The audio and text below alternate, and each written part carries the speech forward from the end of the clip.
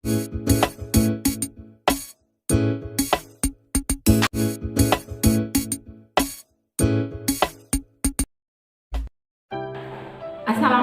anak-anakku semuanya. Bagaimana kabarmu hari ini? Bertemu lagi dengan Bu Lia di kelas Ceriaku. Bagaimana kabarmu hari ini? Bu Lia harap kalian tetap sehat dan semangat. Pada kesempatan kali ini kita akan belajar tema 3, tokoh dan penemuan. Subtema 1, tokoh yang mengubah dunia. Pembelajaran ke-6. Namun sebelumnya kita simak dulu tujuan pembelajaran kali ini. Anak-anak, pada pembelajaran sebelumnya kita sudah belajar dan berkenalan dengan beberapa tokoh penemu yang sudah mengubah dunia. Di antaranya ada Michael Faraday, sang penemu arus listrik. Terus ada lagi James Naismith, sang penemu olahraga bola basket. Ada lagi Thomas Alva Edison, sang penemu lampu pijat. Nah, pada pembelajaran kali ini kita akan berkenalan dengan sang penemu roda. Namun sebelumnya kita baca dulu teks yang ada di layar ini.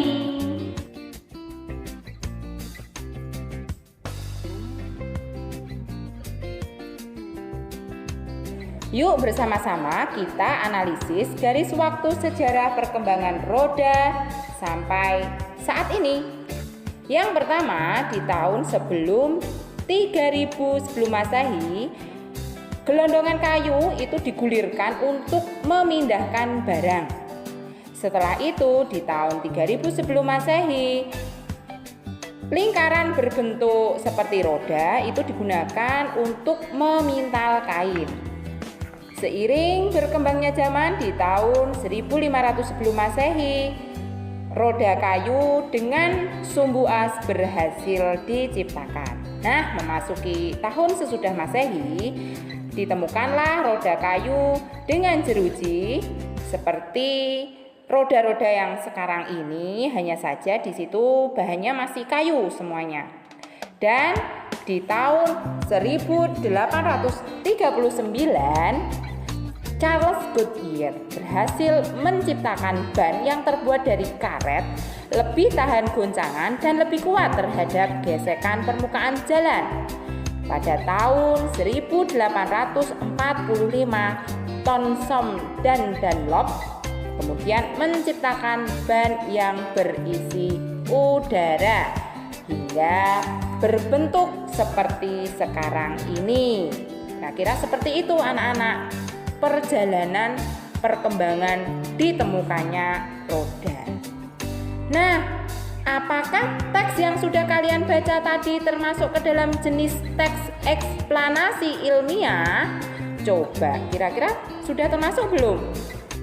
Teks yang kalian baca tadi sudah termasuk dalam teks eksplanasi ilmiah karena di dalamnya menerangkan suatu proses yang bersifat ilmu pengetahuan alam seperti gejala alam, terjadinya pelangi, proses arus listrik, dan salah satunya di sini proses terbentuknya ban yang dapat mempermudah pekerjaan manusia. Anak-anak, dari bacaan tadi pada paragraf pertama kita akan menemukan topik permasalahannya, yaitu roda merupakan salah satu penemuan terbesar manusia yang mempermudah semua pekerjaan. Sedangkan di paragraf kedua itu terdapat deret penjelas.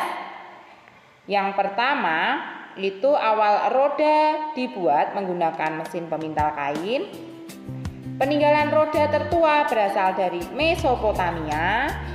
Dan perkembangan roda dimulai dari balok kayu yang digulingkan, kemudian berkembang menjadi potongan melintang balok kayu, roda bundar utuh dengan pasak di tengahnya, roda kayu berjari-jari hingga menjadi roda sempurna berbahan besi yang kuat.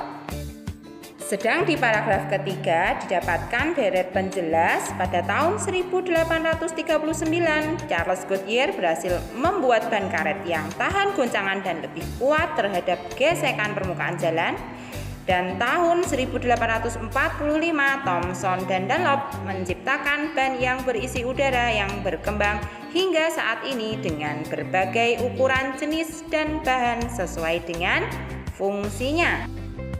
Sedang pada paragraf keempat, kesimpulan dan pesan atau pendapat pribadi penulis di situ adalah penemuan roda membuat kehidupan manusia menjadi lebih mudah dan cepat, seperti distribusi barang-barang, perdagangan ke berbagai tempat yang mampu meningkatkan ekonomi masyarakat dunia.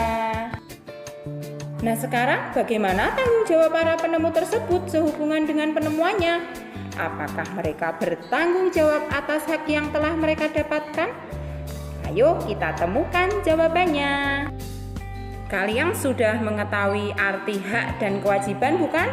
Secara singkatnya, hak adalah sesuatu yang harus kita terima, sedangkan kewajiban adalah sesuatu yang harus kita lakukan. Sekarang yang nomor 1, sebutkan beberapa macam hak yang dimiliki oleh para penemu tersebut. Kira-kira apa ya haknya? Haknya adalah kebebasan berkarya dan mengembangkan karyanya. Sekarang yang kedua, apakah mereka telah mendapatkan haknya? Coba jelaskan. Ya, mereka telah mendapatkan haknya karena kebebasan berkarya membuat mereka akhirnya menemukan sesuatu penemuan yang bermanfaat. Selanjutnya, apa manfaat hak tersebut bagi mereka? Siapa yang tahu? Mereka itu lebih bersemangat dalam mengembangkan penemuannya dan mereka merasa bermanfaat bagi orang banyak. Nah, yang keempat, apakah mereka telah bertanggung jawab terhadap hak yang telah mereka dapatkan? Jelaskan dan beri contoh. Ya, mereka itu menggunakan hak untuk memberikan manfaat bagi orang banyak. Contohnya ya penemuan roda oleh Thomson dan Dunlop yang mempermudah pekerjaan manusia seperti pendistribusian barang. Anak-anak, dari contoh penjelasan yang Bulia berikan tadi, kalian bisa menggunakan sebagai contoh untuk mengerjakan pertanyaan-pertanyaan berikut ini. Namun sebelumnya kalian harus membaca terlebih dahulu cerita pendek yang berjudul Hak dan Tanggung Jawab. Setelah kalian kerjakan dan kalian diskusikan, kalian akan mendapatkan jawaban berdasarkan diagram berikut ini. Nanti ketika kalian cocokkan ya, sudah sesuai apa belum jawabanmu dengan diagram ini. Yang pertama yaitu hak Ani. Hak Ani apa saja? Ternyata Ani berhak mendapatkan pendidikan, mendapat asupan makanan yang sehat, dan mendapat perhatian dari orang tua.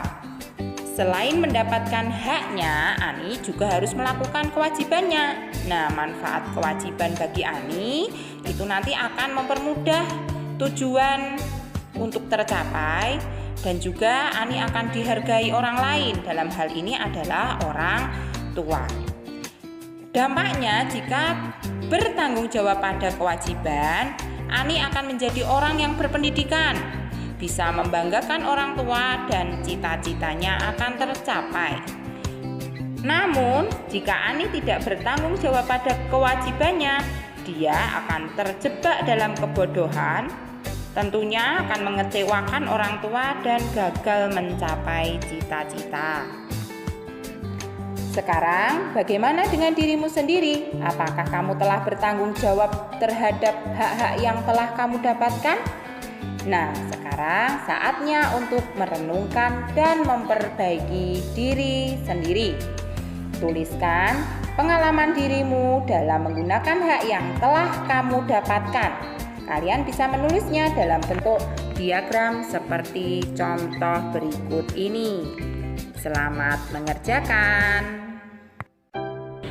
Anak-anak, pembelajaran kali ini sudah selesai. Bagaimana?